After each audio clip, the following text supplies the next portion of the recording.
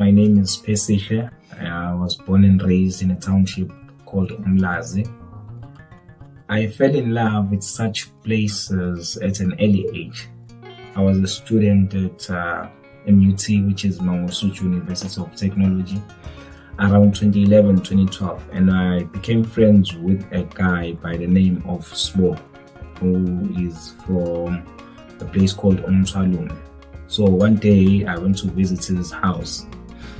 As he knew where I'm from, where I stayed, he knew my family, so I wanted to know the same thing about him as well. So we went there. His house is at the top of the hill there, with a nice view by the ocean. You can see the ocean there. There's a nice breeze. And when I got there, I felt in love with the place. I said, you know what, one day I want a place like this. That was a voice of Sipesihle, a young man we are going to be talking to today. So inspirational. Hi everybody, welcome back to my channel and thank you for tuning in. My name is Velile. I am a lifestyle blogger from South Africa. If you're new on this channel, you are very much welcome, and please do not forget to subscribe, like, share and comment on this video. Guys, today I'm going to be giving you a very beautiful video that's going to motivate you. I'm going to be talking to Spesihle, who has acquired land in the rural areas with a sea view, and he's just going to tell us how he was able to acquire this land, and he's just going to give us all the information that we need. So many people have asked me about this, and now we have Spesihle who's going to be able to explain to us all of those things that people have been asking. Happy Sunday everyone, and happy Women's Month to all the women in South Africa, especially because we are celebrating Women's Month in the month of August. It is a special month for me because this is the month I gave birth to my son. 9th of August I celebrate two things: Women's Day, and also I celebrate my son's birthday. So it was such a very wonderful day for me as well as for my son. We ended up having to stay at home because I was suffering from a toothache. I couldn't go out and celebrate. Toothache kept me grounded in so many ways because I was not even able to work, edit any video or do anything, travel or do anything. I was just stuck at home. So guys, forgive me for not posting last week, but you know what, things happen and sometimes we just have to just chill and listen to our bodies, because my body was telling me a lot. Funny enough, I couldn't even eat the food that we cooked. I had to drink anything, but I couldn't chew anything. My left cheek was so swollen, guys. I couldn't come here and show face like that. So you forgive me. I know you guys have forgiven me already. So let's just move on with the video for today, because it's just going to be another inspirational video. We are here to motivate everybody. To those who are new on this channel, we talk about everything rural areas of South Africa. We showcase the beautiful rural areas of South Africa. We encourage people to invest in the rural areas because there is so much potential in the rural areas.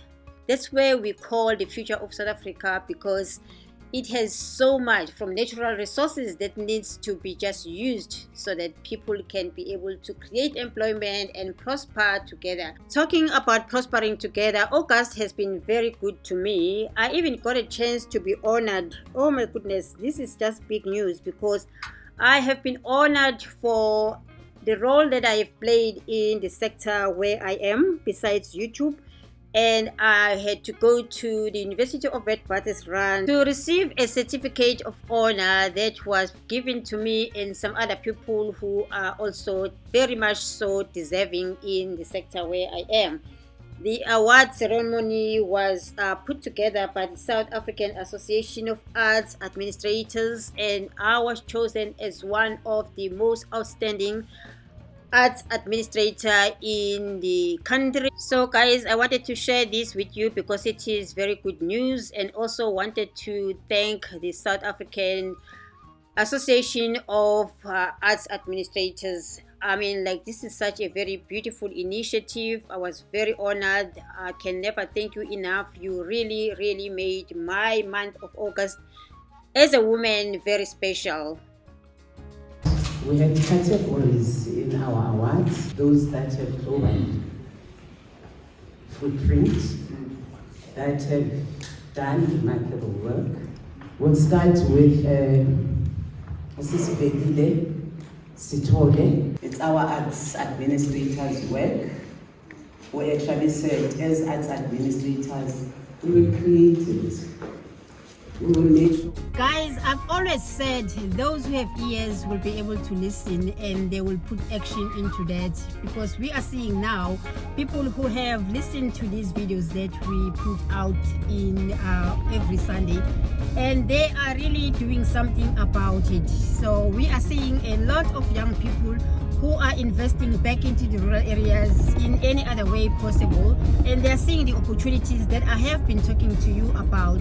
So it is something that is very amazing to see, and it's giving hope to many of us who are trying to preach the gospel of people investing in the rural areas to make South Africa great. Owning land near the ocean or building a big mansion that is overlooking the ocean as a black person during apartheid in South Africa, it was a taboo.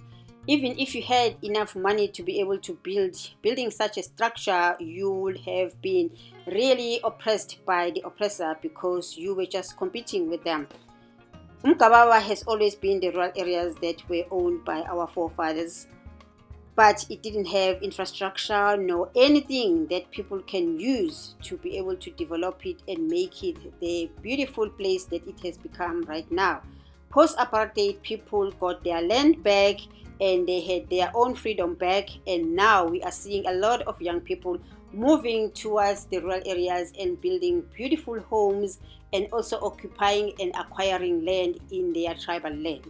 While I was exploring in KZN, I had the privilege of meeting Sipesihle, a young man who has acquired land in the rural areas and now in the stages of starting to build his mansion around. He had a dream and it had been fulfilled. Sipesihle is not working in South Africa currently, so he came to South Africa for a short period of time and he had a lot to do. So to get his time to sit him down, it was very, very difficult to do so, but I was able to have a good interview with him. I sent him questions and I asked him to videotape his narrative and his story of how he acquired land. So this is how he narrated his story.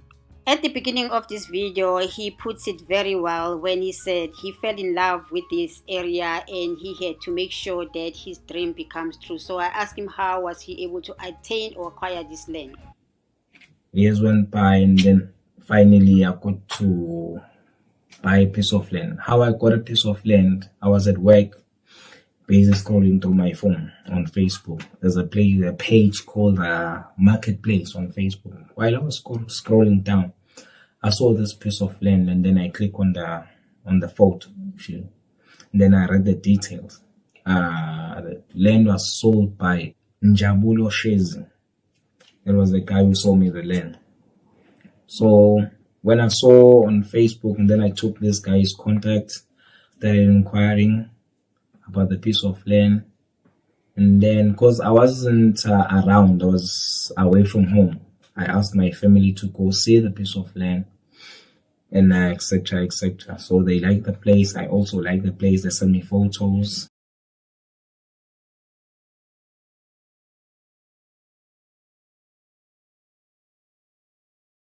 And I already saw the photo. So the size of that place was 40 by 40 square meters. As you heard from the beginning of the video that he grew up in a township called Umlazi, he had no lineage to the village, but he was able to acquire land in this village. I know it probably had cost him more than he was expecting or what is usually paid when you acquire land in some other rural areas if you have any ancestral lineage.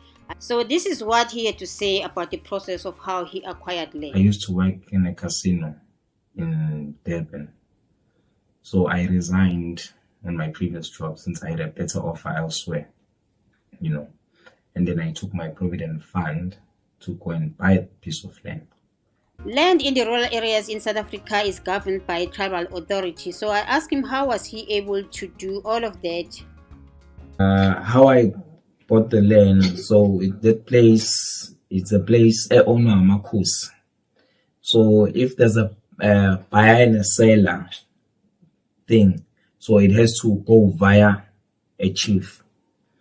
and there's a certain amount that you need to pay before the buyer and seller agreement before the buyer and seller amount.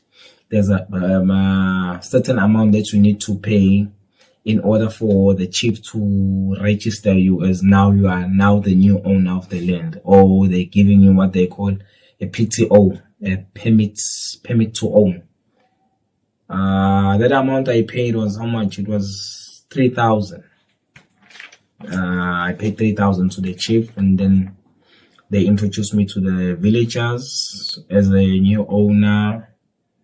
And then besides that 3,000, there's an amount that I paid, which was 50,000 for the piece of land, which I paid to the guy that was selling me the land. Sipa Sihle is in his mid-30s. He's still a young man. I'm sure he will be able to build his mansion, but I asked him, since it is really quite a lot of money to do so, and also he does not have time to be around in the country because he has to work so that he can make money to build this mansion, what are these challenges that he's facing right now? This is what he had to say. But I still have a job also, and now the challenge that I'm facing is to build the house that I want, because now there's a rule there where I bought the land. There's a rule that says you have to build something, even if it's not a mansion, if it's not a big house or the house that you want to build, but there must be a structure within 6 months. If not so, your land is going to be sold to someone else. So now that's the challenge that I'm facing. As we all know, we all have advantages and disadvantages of buying or doing anything. Well, the advantage of me buying land there, I can take my time in building what I want after the 6 months. That's the advantage that I have. Yeah. True indeed, that is the advantage most of the people in the rural areas have, to build at their own pace without anybody rushing them. That also brings sanity into anybody else, because the pressure that is in the city is not really what you find in the rural areas. People are just steady and they are surely getting there. Your dreams are always valid, you must remember that. Thank you to Uspesihle for giving us this beautiful interview. I hope you did enjoy it and you did get inspired by what he had to say. He's sharing his own experience, and I'm sure you are really going to take a step, if you haven't, just to realize your own dream.